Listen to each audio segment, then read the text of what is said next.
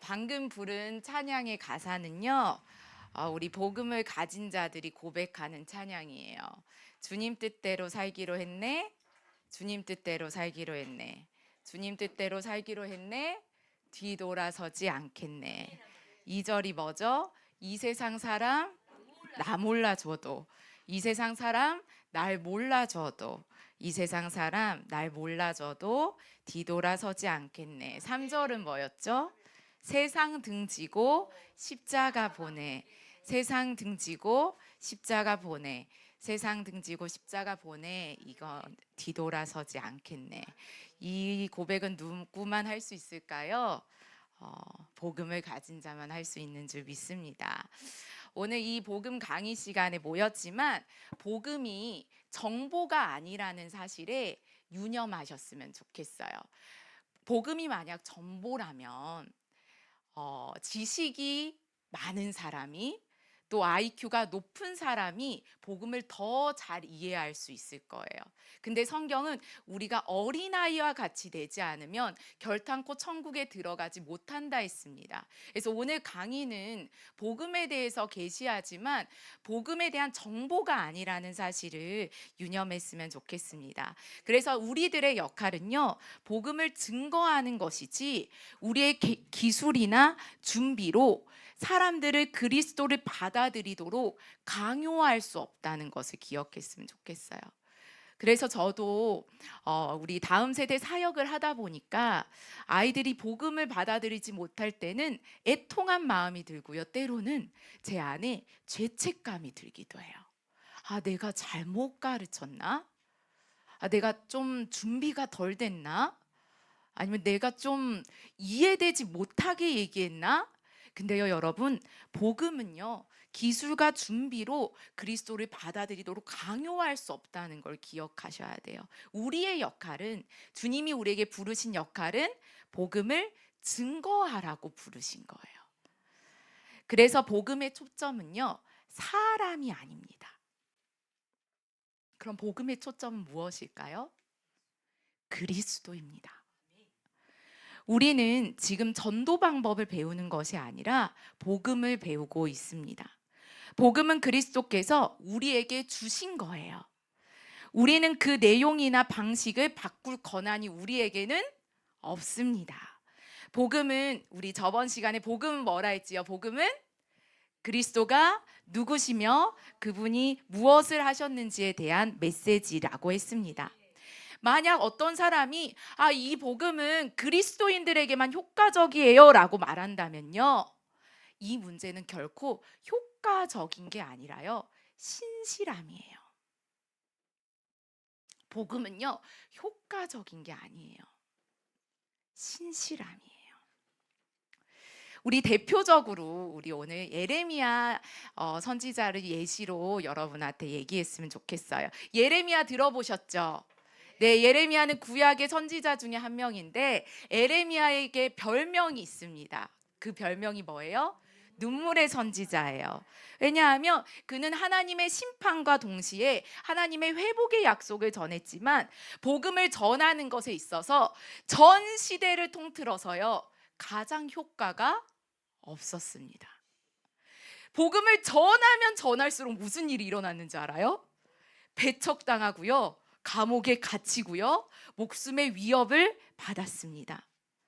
예레미야는 자신이 아이라 말할 줄 모른다면서 사명을 감당할 수 없다고 이야기했지만 하나님은 뭐라 그래요?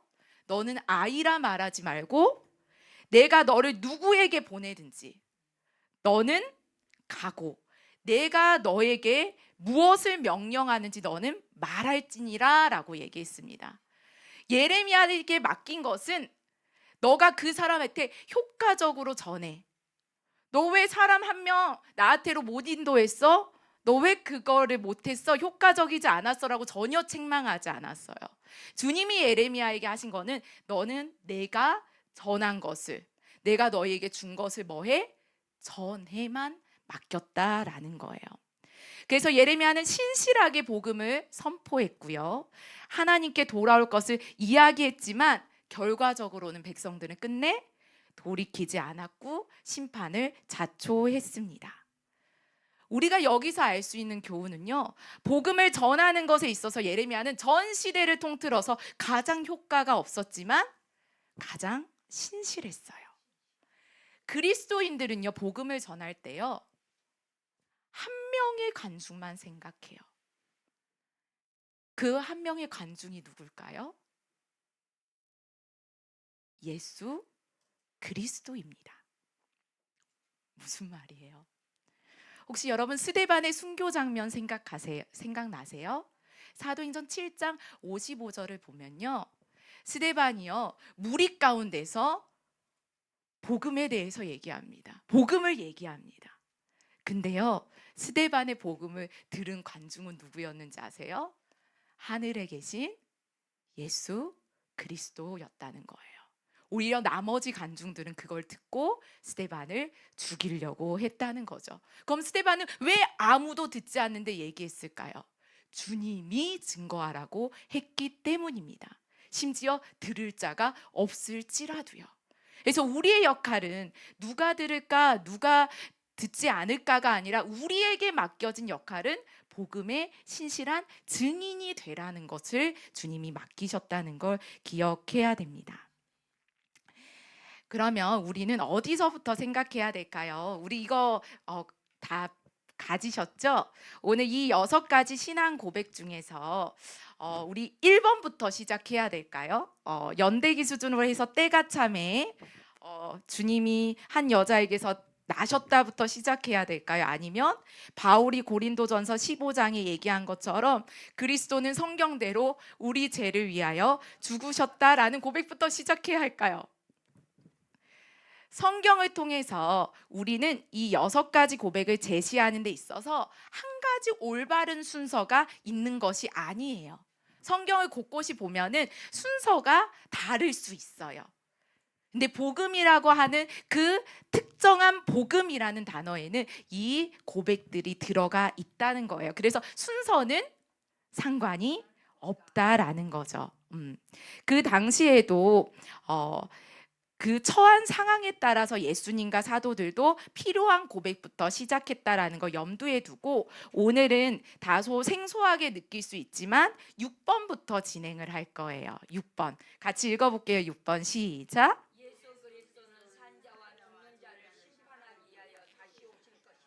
네, 우리는 왜 이 고백부터 시작하는 것이 좋을까요? 왜냐하면 오늘날 자주 생략되는 복음의 고백이기 때문이에요. 심판과 지옥, 세상 끝에 관해 이야기하면 사람들은 매우 불편해합니다. 심지어 기독교인들한테도 심판에 대해서 이야기하면 굉장히 기분이 안 좋아져요. 심판자로서 그리스도가 어떤 분이신지를 알지 못하면 사실 성경을 명확하게 이해하지 못하게 되고요. 그러니까 나머지 부분도 왜곡될 수가 있다라는 거지요. 복음은요, 마지막 시대의 메시지입니다. 하나님의 자비가 끝난다는 메시지예요. 그래서 주님의 사건은 미래의 사건이 아니라요, 이미 시작된 사건입니다. 그래서 이 6가지 이야기는 사실 하나가 아니라 이 6가지가 단 하나의 사건의 일부라는 것을 우리는 기억해야 됩니다. 그 사건은 예수님의 탄생부터 재림까지 계속 이어지고 있습니다. 지금도 진행 중이고요. 주님의 재림으로 완성될 것입니다.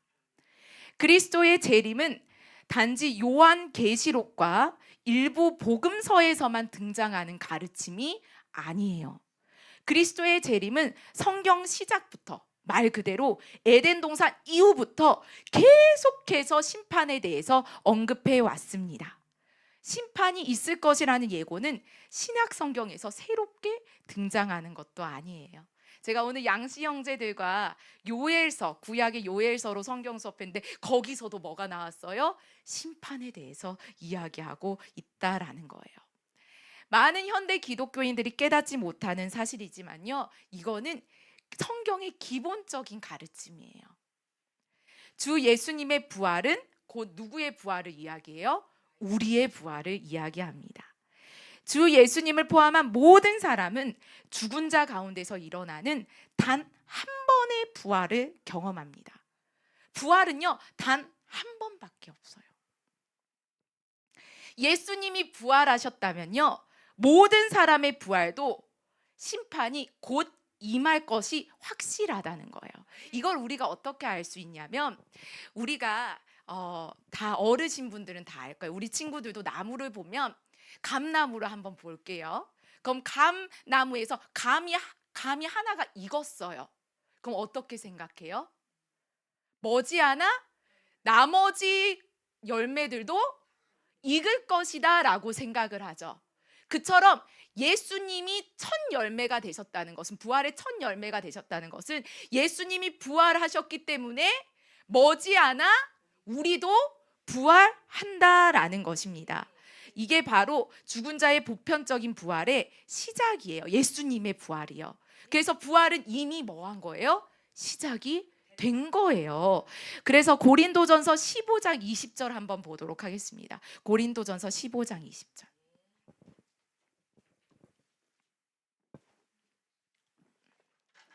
우리 폈으면 함께 읽어보겠습니다. 고린도전서 15장 20절. 자, 시작. 그러나 이제 그리스도께서 죽는 자 가운데서 다시 살아나사 잠자는 자들은 첫 열매가 되셨도다. 네, 그래서 우리는 첫 열매라고 표현한 것에 주목해야 돼요. 그래서 많은 사람들이 부활을 이렇게 이해해요. 이게 그리스도의 부활이고,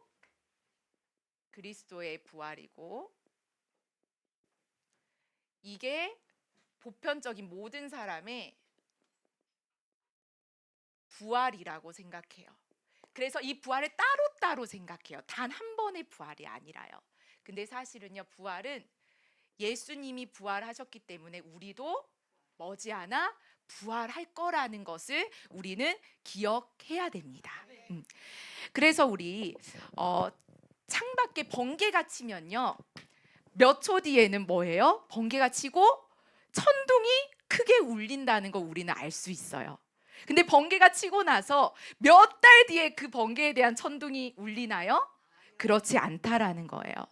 그리스도의 부활이 번개고 우리의 부활이 천둥이에요. 그 말은 이 두 가지가 분리가 될 수 없다라는 것입니다.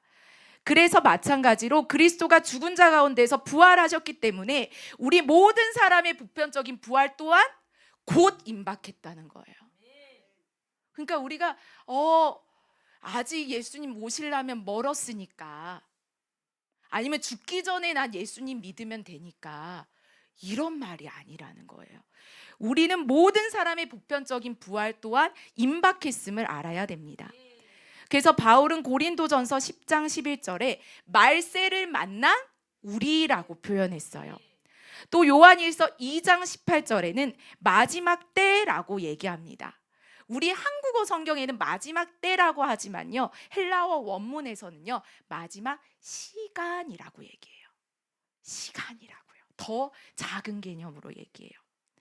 그래서 그리스도의 부활을 선포하지 않고는 심판, 즉 마지막 날이나 세상의 끝, 죽은 자 가운데서 부활하는 모든 사람의 보편적인 부활을 선포하는 것도 불가능해요. 왜요? 부활과 곧 심판은 같이 이루어지기 때문이라는 거예요. 어떤 사람은 이렇게 말할 수도 있어요. 맞아요. 그렇지만 요한이 우리가 마지막 때에 있다고 기록한 지 벌써 2000년이 지났잖아요. 성경이 말하는 대로 복음을 전하면 사람들이 우리를 무시할 거예요. 곧이라고 했는데 지금 2000년이 지났는데, 차라리 사람들이 죽은 후에 어디로 가는지 전하는 게 더 나을 거예요. 심판과 부활은 얘기하면 좀 안 맞는 것 같아요. 이러한 생각으로 우리는 복음을 바꿔버렸어요. 누구에게 초점 맞춰서요? 그 사람이 이해하기 좋게 바꿔버렸다는 거예요. 이건 비극적이에요. 왜냐하면 성경은요, 곧 임박했다고 얘기했어요. 이로 인해 그리스도의 죽음과 부활의 의미를 없애버리는 결과를 낳았습니다. 사람들의 이러한 생각이요, 그리스도의 죽음과 부활의 의미를, 그분의 승리를 죄에 대한 승리로 그냥 축소를 해버렸어요. 그리스도의 죽음과 부활은요, 단지 죄와 죽음을 이기신 승리에서 끝나지 않습니다. 예수 그리스도의 죽음은요, 만물 안에 있는 죄와 죽음과 그분의 심판이에요. 단지 우리의 죄만을 위해 죽으신 게 아니라요, 만물 안에 있는 죄와 그분의 심판에 대해서 얘기하고 있다는 거예요.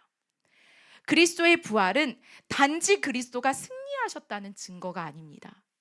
그리스도의 부활은 죽은 자 가운데서 살아나는 모든 사람의 보편적인 부활과 우리의 부활과 십자가에서 심판하셨던 모든 사람의 죄에 대한 그분의 심판이 시작되었다는 거예요. 그래서 우리는 그냥 부활을 찬송만 하는 게 아니라 이제 그분의 심판이 임박했다는 거예요. 그래서 부활과 심판은 뗄래야 뗄 수 없는 거라는 거예요. 그래서 사도행전 17장 21절에 바울이 아레오바고에서 아덴 사람들에게 설교할 때 예수님의 부활과 우리의 부활은 연결되어 있고 분리될 수 없다는 사실을 보여주기 위해 증거라는 단어를 사용해요. 우리 사도행전 17장 31절 보도록 하겠습니다.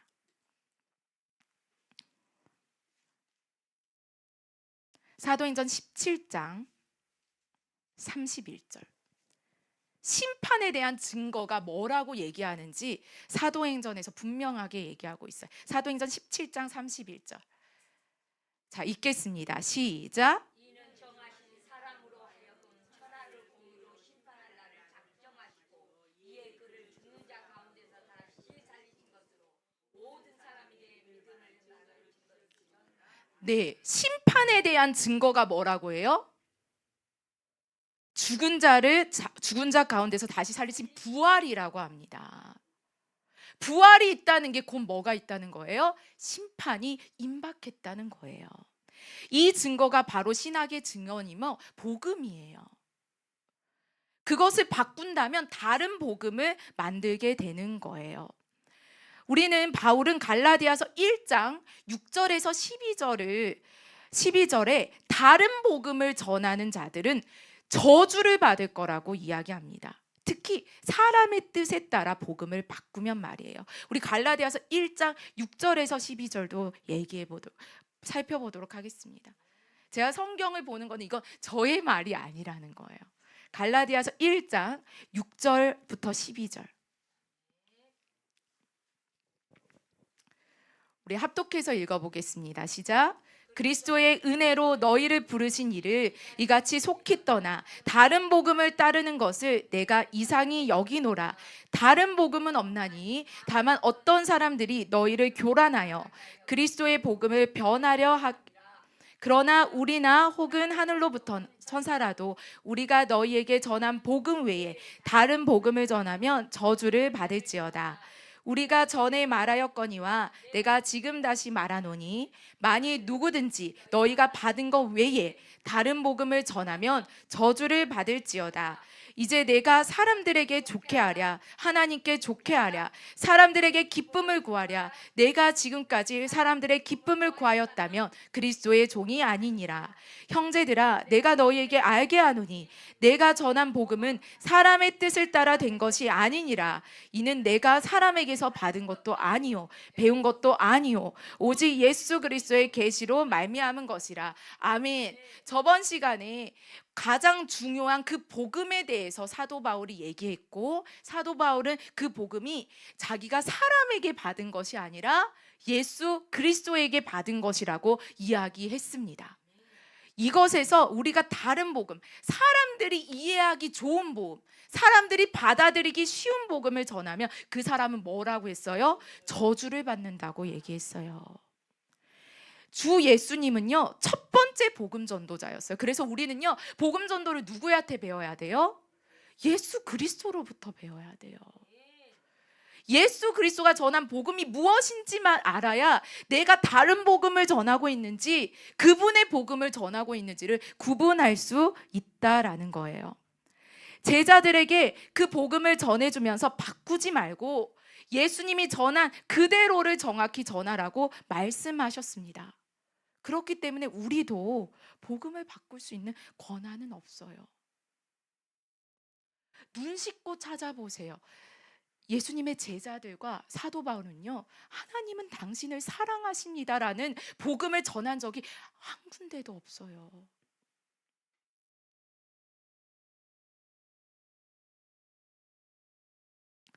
누가복음 12장 35절에서 38절. 허리에 띠를 띠고 등불을 켜고 서 있으라. 너희는 마치 그 주인이 혼인집에서 돌아와 문을 두드리면 곧 열어주려고 기다리는 사람과 같이 되라. 주인이 와서 깨어 있는 것을 보면 그 종들은 복이 있으리로다.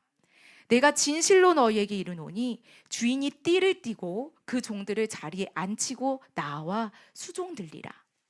주인이 혹 이경에나 혹 삼경에 이르러서도 종들이 그같이 하고 있는 것을 보면 그 종들은 복이 있으리라. 여기서 예수님이 말씀하신 이경에나 혹 삼경에나가 무슨 뜻일까요? 예수님은 야간에 경비병들이 도시를 지키는 시간대에 대해서 말하고 있습니다. 이경은 밤 9시부터 자정까지예요. 그리고 삼경은 자정까지부터 새벽 3시까지입니다. 주님은 실제 그 시간 동안 주님을 기다리며 깨어 있는 것에 대해 말씀하고 있는 게 아니에요. 그러니까 자정에서 새벽 3시 사이에 온다는 말이 아니라는 거예요. 이 말은 그리스도가 예상보다 늦게, 즉 승천 직후인 기원전 34년경이 아니라 승천하신 지 2000년이 지난 지금과 같은 때에 다시 오실 것을 의미한다는 거예요. 그럼에도 종들이 여전히 그같이 하고 있는 것을 보면 복이 있다는 거예요. 아, 늦게 오니까 이경이나 삼경에 오니까 그때 맞춰서 주맞을 준비하면 되지가 아니라 언제나 그 주맞을 준비를 하고 있는 자들에게 복이 있다고 얘기하는 거예요. 사도행전에서는요, 지금 제가 다 성경 얘기예요. 우리는 성경에서 배워야 돼요. 사도행전에서 인간의 심판 장면이요 15번 이상 기록이 되어 있습니다. 사도행전 4장에서는요 베드로와 요한은 종교 지도자들에게 심판받아요. 인간이 심판받는 장면이요. 사도행전 5장에서는요 사도들이요 대제사장의 심판을 받고 갇히게 돼요. 사도행전 6장과 7장에서는 스데반이 심판을 받고 돌에 맞아 죽습니다. 바울은 사도행전에서 여러 차례 심판을 받습니다. 이 모든 심판에 공통점이 있어요. 뭘까요? 모든 심판의 공통점은 첫 번째로 모든 인간의 심판은요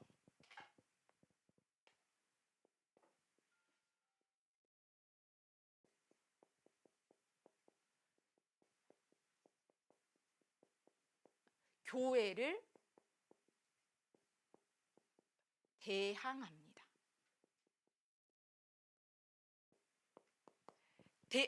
사도들도 그리고 누구예요? 스데반도 다 심판에 교회에서 뭐예요? 세상 법정에서 심판을 받았어요. 다 모든 인간이 하는 심판은 교회를 대항합니다. 근데 두 번째 사실은 뭐냐면요. 그 어떤 심판도 그 어떤 인간의 심판도 주님이 그분의 뜻을 이루는 것을 막지 못한다는 거예요. 사도들이 결박됐어도요 주님의 일은 멈춰지지 않아요. 스데반이 돌에 맞아 죽었는데도요 오히려 주님의 일은 더 흥황해져 간다는 거예요. 그래서 우리가 두려워하지 않을 것은 모든 인간의 심판은 교회를 대항하지만 이 심판이 주님의 뜻을 절대로 막지 못한다는 거예요. 이 사실을 알면 우리는 두려울 게 없다라는 거예요. 어떤 심판도 복음이 전파되는 것을 막지 못해요. 그래서 우리 안에 이런 두려움이 없어야 돼요. 우리 목사님이 감옥에 가셨는데 어떡하지? 그런 걱정을 초대교회에는 안 했다고요. 바울이 감옥 갔는데 안 했다고요. 오히려 바울은 뭐라 그래요? 하나님의 말씀은 매이지 않는다라고 고백해요. 그래서 주 예수님이 심판을 위해 오신다는 것은 기쁜 소식이에요. 왜냐하면 세상에서의 심판은 항상 복음과 교회를 대항했기 때문에 주 예수님이 주 예수님이 오신다는 것은 세상의 심판으로 주님의 일이 지체되지 않는다는 거예요. 오히려 주님은 모든 것을 사용하셔서 그분의 뜻을 이루십니다. 그렇기 때문에 우리는 정치적인 선거 결과에 대해서도 걱정할 필요가 없어요. 대한민국의 대통령이 기독교인이든 아니든 주님의 일은 멈추지 않는다는 거예요. 어떤 세상의 지도자도 예수님의 목적을 막거나 지연시킬 수 없습니다. 그래서 바울이 그 고백을 한 거예요. 우리가 알거니와 하나님을 사랑하는 자, 곧 그의 뜻대로 부르심을 입은 자들에게는 모든 것이 합력하여 선을 이룬다는 게 주님의 뜻이 이루어진다는 거예요. 무엇도 주 예수님의 목적을 막거나 늦출 수 없습니다.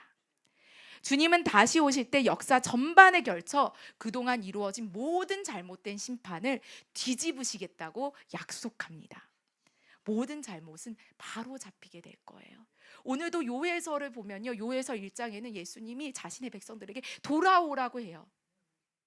그리고 2장에는 돌아오니까요 다시 회복시키세요. 그리고 요해서 3장에는요 그 이스라엘 백성들을 괴롭혔던 그 나라들을 심판하시는 장면이 나온다는 거예요.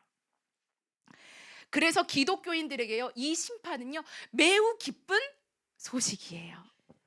그리스도는 죄로 인해 죽을 수밖에 없는 우리를 향한 정당한 심판을 자신이 대신 죽으심으로 뒤집으셨어요.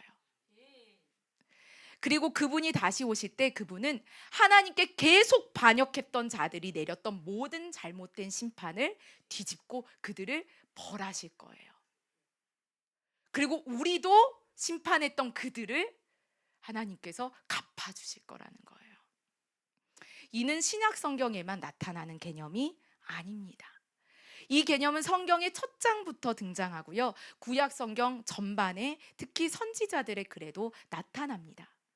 그리스도의 심판과 그것이 우리가 죽은 자 가운데서 부활하는 것과 어떤 연관이 있는지를 알지 못하면 우리는 절대로 성경을 이해할 수 없어요.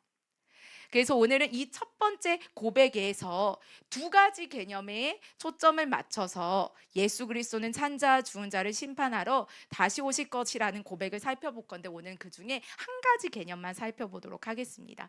첫 번째로 성경은 두 세대의 책입니다. 꼭 기억해 주세요. 성경은 무슨 책이라고요? 두 세대의 책. 두 번째, 성경은 두 보좌의 책입니다. 근데 오늘은 첫 번째 두 세대에 관해서만 살펴보도록 하겠습니다. 두 세대요. 성경의 어느 페이지를 펼쳐도 우리는 두 가지 주요 주제를 발견하게 됩니다. 첫 번째 주제가요, 하나님의 진노예요. 심판하러 오시는 하나님, 친히 세상을 심판하러 오실 날을 정하시는 하나님, 모든 잘못된 심판을 뒤집으시는 하나님, 자기 원수를 멸하시는 하나님을 우리는 성경 곳곳에 발견할 수 있습니다. 이 주제는요 요한계시록에만 등장하는 게 아니라는 것을 다 읽어보셨기 때문에 알 거예요. 구약과 신약 성경은 모두 하나님께서 주님의 날이라고 부르는 날을 정하셨어요. 주님의 날. 주님의 날이라는 표현은 성경 곳곳에 등장하는데요. 너무 흔해서 성경의 저자들이 주님의 날 대신에 또 어떤 단어를 쓸까요? 주님의 날 대신에 그날, 또 어떤 날, 그때, 마지막 때, 뭐 이런 형태로 줄어쓰기도 합니다. 성경에서 그래서 율법의 목적은요, 율법의 목적은 그날까지, 주님의 날까지 세상을 유지되게 하는 거예요. 율법은 그날까지 세상이 무너지지 않도록 지켜주는 게 뭐예요? 바로 율법이에요. 그럼 그날이 오기 전에는 무슨 일이 일어날까요? 그날이 오기 전에는 마태복음 24장 12절 봐보세요. 마태복음 24장 12절이요.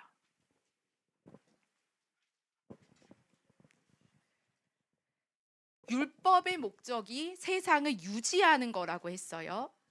근데 마지막 때가 되면요, 그날이 오면요, 그날이 오기 전에 12절 읽어보겠습니다. 시작.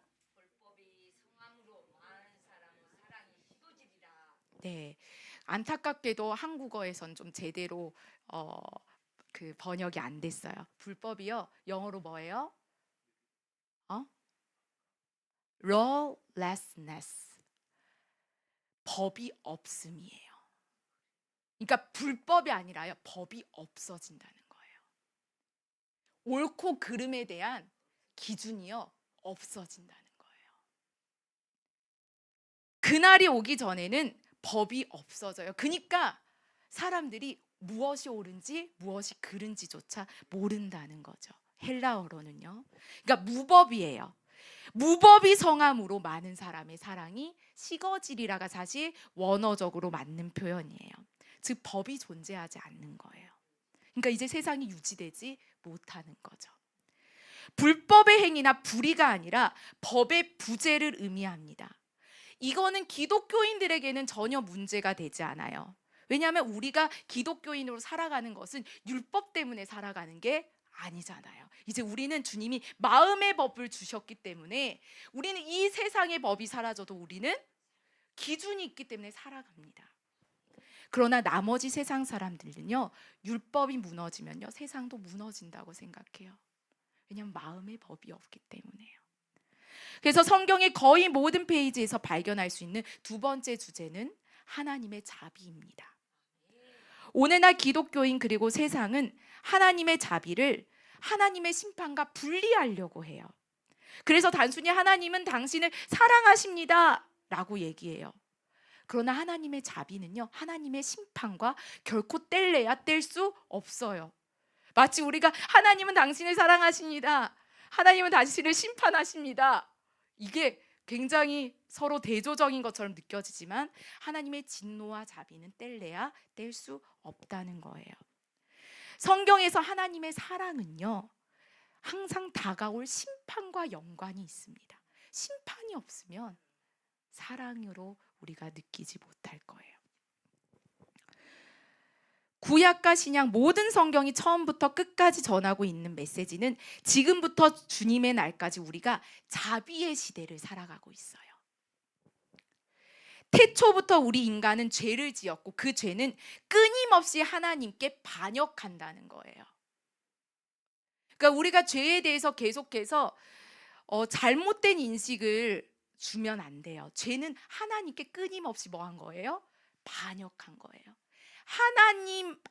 하나님에게만 생명이 있지 않고 내 스스로도 살 수 있는 존재다고 믿는 게 죄예요. 하나님만을 의지하지 않는 게 죄예요.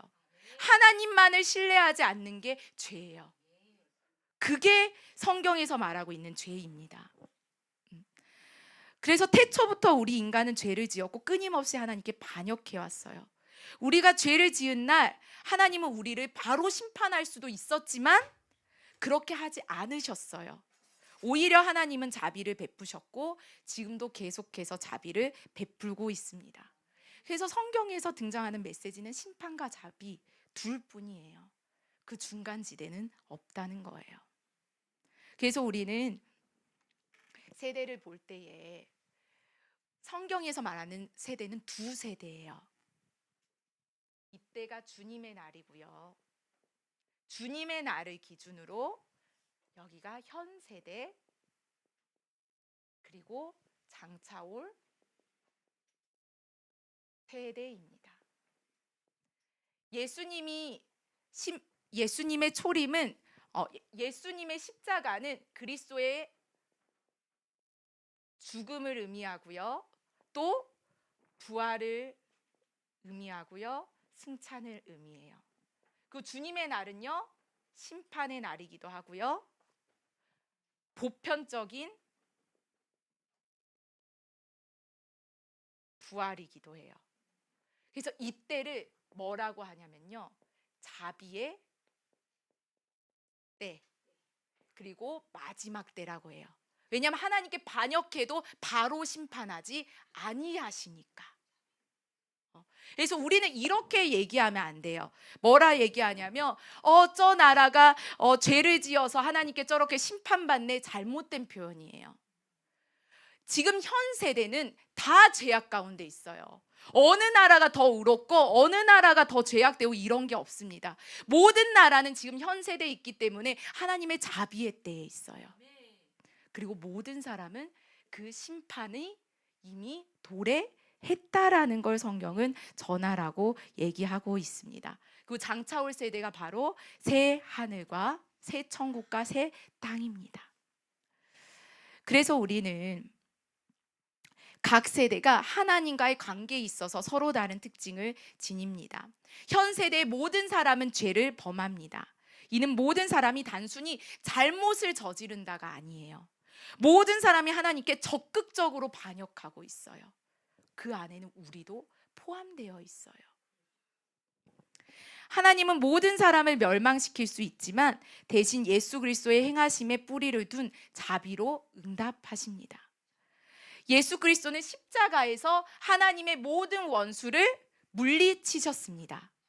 근데 하나님이 원수를 멸망시키는 대신에 뭐를 하세요? 자비를 베푸세요. 여러분, 하나님이 십자가에서 원수를 무찌르셨는데 그 원수에는 누구도 포함되는지 알아요? 우리도 포함돼요. 우리는 하나님의 원수였어요.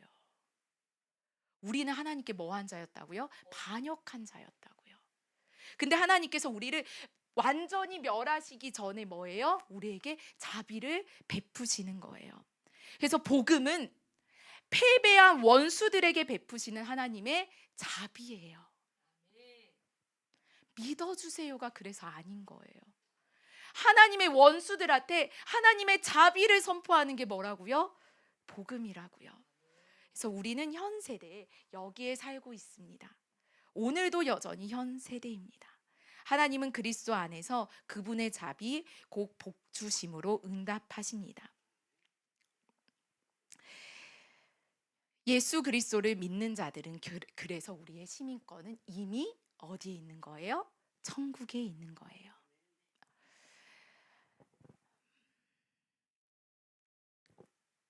이제 마무리하도록 할게요. 하나님은 하지만 모든 민족을 향한 하나님의 자비하심은요 반드시 끝이 있다라는 걸 우리는 기억해야 됩니다. 이 자비는 계속되지 않는다는 거예요. 그날이 오면 끝이 나지만 그날은 아무도 몰라요. 주님의 날 이후로 그날은 하나님의 진노와 심판 그리고 원수들의 멸망이라는 특징을 갖게 됐습니다. 그리고 이렇게 하나님으로부터 오는 멸망을 바울은 데살로니가 후서 1장 9절에 영원한 멸망이라고 부릅니다. 이 멸망은요 영원히 지속되고 절대 끝나지 않는 멸망을 의미합니다. 성경에 따르면 주 예수 그리스도 안에서 세례를 받은 자들을 제외하고 모든 사람, 즉 모든 민족, 모든 개인, 반역한 모든 천사들이 하나님의 심판 아래에 있습니다. 그럼 주님의 날 이후에는 무슨 일이 일어날까? 이 이후에는요. 우리가 예수 그리스도는 사흘 만에 다시 살아나셨다는 고백에서 더 자세히 살펴보겠지만 지금 요약하면 장차 올 세대는 새 천국과 새 땅이 하나로 결합된 상태로 하나님이 이 땅에서 친히 다스리는 것이 특징입니다. 그래서 기독교인들의 복된 소망은요 우리가 하나님께 거하며 그곳에서 하나님과 함께 사는 것이 아니에요. 기독교인의 복된 소망은 하나님이 우리와 함께 거하시며 새 천국과 새 땅에서 우리와 함께 사는 거예요. 우리가 가는 게 아니라 그분이 오시는 거예요. 그래서 주기도문으로 아버지의 나라가 오게 하시며 아버지의 뜻이 하늘에서와 같이 이 땅에서도 이루어지게 하소서라는 고백은 주님의 날이 오소서 장차 올 세대가 임하도록 기도하는 거예요. 그래서 우리의 주기도문은요 우리가 그 주님의 주님이 오시는 주님이 우리 가운데 거하시는 것을 소망하는 기도이기도 합니다. 그래서 주기도문도 우리에게 두 세대가 있음을 보여줍니다. 자, 오늘 복음의 6가지 고백에서 첫 번째 그리고 첫 번째 중에서 첫 번째 개념 두 세대에 대해서 우리 배워갔고요. 다음 시간에는 두 보좌에 대해서 배우도록 하겠습니다.